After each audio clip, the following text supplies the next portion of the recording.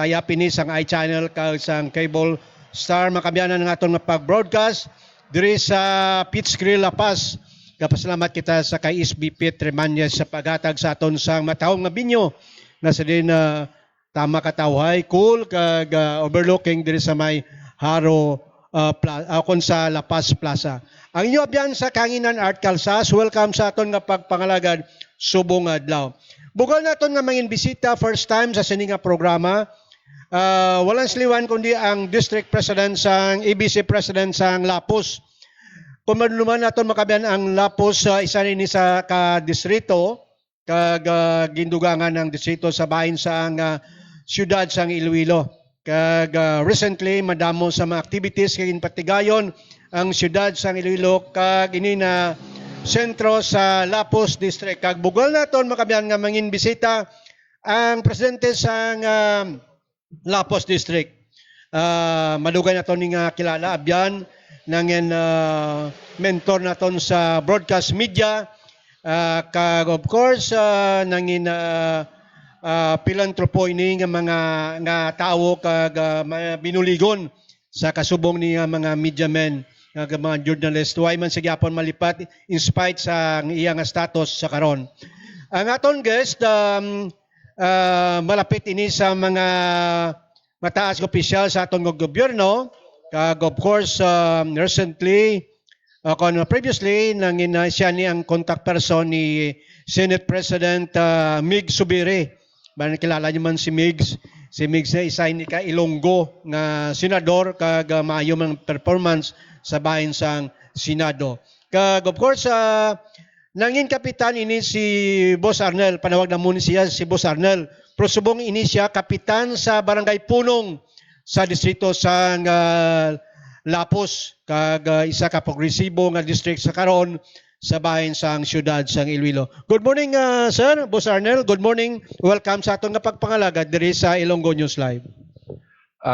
Mayong aga gid no sa tanan-tanan naton nga mga kauturan nga nagaupod sa aton sini nga pag-broadcast karon nga aga sa imo bantog nga palatuntunan ang imo nga programa. Ang akon abyan madugay na no nga ginakabig ko man nga utod sa akon sini dati sa patag sa pagwaragwag. Isa lang kadugo no linya namon sang una. Kag posible una ko nga nagpulupahuay but still ari siya gihapon sa patag sang pagwaragwag. So sa imo utod art nagahatag kita sang katahuran mayong aga kag sa tanan-tanan nga nagaupod sa aton mayong aga. Madamo kayong salamat Boss Arnel. Si Boss Arnel niya ay nagkalipat sa mga grupo sa media, mga media naton nga daw way nag-successful sa bahin sa ilang pagtrabaho, pagpangabuhi. Welcome ini tama ini sa kapalintropo nga tao si Boss Arnel. Kag of course sa kay former kapitan dira sa Barangay Punon sa kay Tits Astorias. Good morning dara ma'am. Bala naton nga monitor sa karon. Sir Arnel, we are glad to say sa imo nga to inform sa imo nga ang amon viewer sa karon more or less lapit na kami sa 100,000 no. Kag we hope nga magadugang ini sa times ko goes by sa din mag-monitor sa aton kag maghatag sang reaksyon sa aton diri. Palagyan lang kami diri sa apon nga magpangalagan. Sir, before ako mamangkot sa mga specific nga mamangkot sa bahin sa imo barangay, kamusta sa karon si Kapitan Arnel Astorias?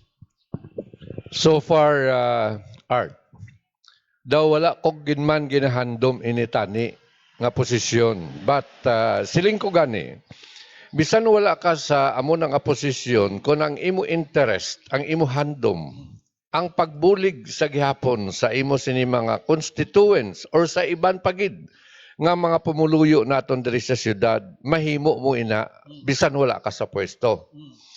But sa sitwasyon nga pag-retire naton sa gobyerno, ginbutang ako sang barangay council as barangay kagawad first sang 2016.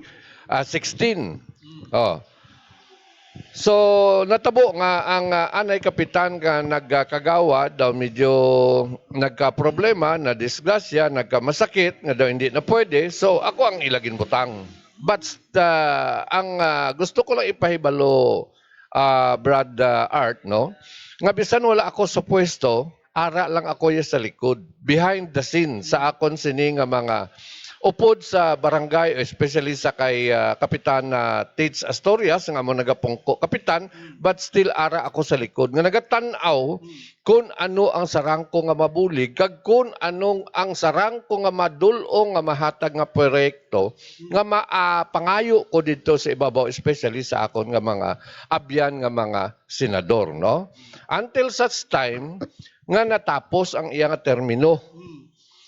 So natapos ang iyang termino, gintanaw ko ang sitwasyon, kag ginpamangkot ko sila kung ano ang ila sini nga mga plano. But ang ila nga mga pronouncement nga wala naman kita sang dapat pagid pilion nga ibutang dira kay ti daw ikaw man lang ang nagabulig sa aton barangay, manong ikaw na lang anay ang bulos magatalos sa kay Kapitana Tits. So wala ako mahimo o siling ko okay. So, batunon ko ang inyo sini nga mga ginapangayo sa akon. That's why nga, ari na ako subong, kag nakita ko man, ang hugot nga pagsuporta sa mga pumuluyo, sa paghambal ko, kag nagdesisyon ako nga, ako ang magadalagan kag magatalos, sakay kapitana, kung debuinason ako pag-abot sang adlaw sang eleksyon. So, that's why, mayoriya sang botante sa amon barangay ang nagpili kag nagbutang sa akon nga mangin kapitan naman sa sini nga barangay. Bala na to, ano po ikaw to? Huwag ka kontrato? May ara. May nakontra man. May ara. Natural Kay kita sa barangay, amo may na mga ang posisyon, kakatabo no? diya sa barangay Oo. namon nga ang hambal sang halos kalabanan nga wala naman sang gusto nga magtalos abi sa amon tungod sang nakita nila nga pagpadalagan Correct, namon nga wala correct, sang kapin kagulang, but may ara hindi mo gid na ma-avoid Hindi mo ma-present art, tanan? no? May ara ginaya kung kay sa pila ka bilog mo lang na kon sa bugas bala puludyuton ang Mga mga pasik, pasik? no? Amo na nga daw medyo hindi man sila nga ang intereses nilang daw tutuod gid nang daw medyo jutay lang nga daw ginakulit ka bala nila, but siling ko okay, no problem, this is a democracy country, no? Wala niya sang presyoranay, wala ni kog anay. Hindi ka magkontra sa kon, okay, go ahead. Kon amo na yung imo na diretso. Hindi man kita nga duwa maghukom sa aton, let the people decide. Sila na yung madesisyon kung balasin o man ang ila nakita nga talos kag makadala man sang dugang pagid nga mga serbisyo bulig para sa pumuluyo. Kusubagay, history na to, no? Pero anyway, ang Barangay Punong Lapos, ang pumuluyo, wag nagsala sa pagpili si mo kaparnel. Kay ti bala nila nga bisan pa behind the scene ka, ikaw man gyapon nagabulig yung kapadlagan dira. Kag buligan sa bahin sa Barangay Punong Lapos, no? Kag nabala naton sir nga imo da nga ang budget nga ginapasa sa imo barangay nga sulubra ka gani. Kay kung tanaw na to, no, kung dira lang yung budget sa barangay, da kulang-kulang, pero bangod sa imo nga pagka-resourceful, malapit ka sa mga senador, kag sa mga cabinet secretary, kadamo sang budget ka nito pa sa imo barangay. Is it correct, kaparnel? Amo gani na art, no? Kung budget ang paghambalan sa barangay, tama kagamay sa amon era. Because hindi man gid kami commercial nga areas nga damo sa negosyo ang ara dira, no? Wa ita naginsaligan kag nagpaninguha kita nga magpangita sang budget para sa barangay. Kag ang pinakaswerte kag ang pinakadibuinas lang nga daw so far daw wala kuya sang project nga nabaton gikan sa syudad. Prangka, halin sa kay mayor. Wala man kuya kabaton sa project nga naghalin sa kay Congresswoman Jamjam. Aba? Oh. Nagpaninguha ako iya nga mangita dito sa ibabaw, akag nagapasalamat ako sa akon mga abyan nga mga senador, I think 7 or 8 na da sila. Wala man ko ginagpangayo sila ang namangkot sa akon. Oh. Kuya, ano ba pwedeng matulong namin? Ganun. Kaya parang daw, ako yan may batasan, tapos nga daw, nahuya kita bala. Kumo nakabulig kita, siling sokton ta ka, kaya nagbulig ko, no. Correct. Wala, no. Amo nang hambal ko sa mga senador ko, magpalapit sa ako ng magbulig, singko okay no problem mabulig kita, but kung pwede lang hindi kita mag-istorya party sa kwarta. No? Mabulig ako sa inyo, kutob sa masarangan ko, kag hindi ka mo expectar sa sobra. Nga hindi ko mahatag. So, ang balik nila sa akon, ano ang mabulig naman namon sa imo. That's why, hindi man sa pagpahambog. Kami lang guro nga barangay, no? 180 barangays, the only barangay siguro dahil sa syudad, ang barangay Punong, ang tanan halos ko nga project came from the national government. Mga multi-purpose ko dira halin sa mula gobyerno sa taas. Ang ako dira nga ginapaobra nga mga road concreting with drainage halin sa national government. Kaya hindi man sa pagpahambog. Si Senador Mig Subirin, for every budget per year, 5 million ang ginasiparar yan na para sa akon. Aba? Sa akon nga barangay. Terrible, And also, Senator Jingo Estrada, paghambal ko nga amuni, ara. Sakay Senator Joel Villanueva, paghambal ko ara. Sakay Senadora Grace po, ara. Subong sakay Lito Lapid, ara. So that's why all my projects sa barangay ko came from the national government. Kag kung kaisa, ginapalibugan ko pa, kay so far, wala na ko butangan. Kulang akong area. Kasalubra na? Ang ginatanaw ko naman subong, kung ano nga mga barangay sa akon, kay ti as president na, sang Lapos District nga mga kapitan, ginatanaw ko naman nga silingko ang mga budget nga ginakuha ko sa ibabaw so far daw ay na maginaman ko butangan may portion na lang na dara nga idugang-dugang ko but ang ginatanaw ko naman kung ano sino naman nga barangay ang akon butangan. Una, pagpungko ko gid nga kapitan.